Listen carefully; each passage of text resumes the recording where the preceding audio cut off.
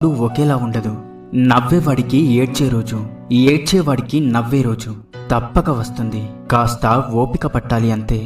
నిన్ను సంతోషపెట్టేవారంతా మంచివారు కాదు, అలాగే నిన్ను బాధ పెట్టేవారంతా చెడ్డవారు కాదు.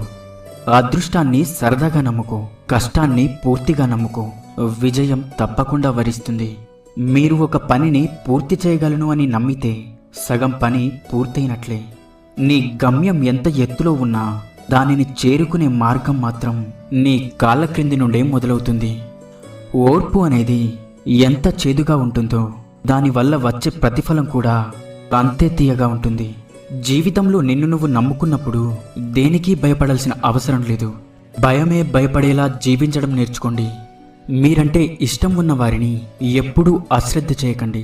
ఏదో ఒక రోజు మీకే అర్థమవుతుంది. చేతిలో ఉన్న వజ్రాన్ని దూరం చేసుకొని రంగురాళ్ళకై వెతుకు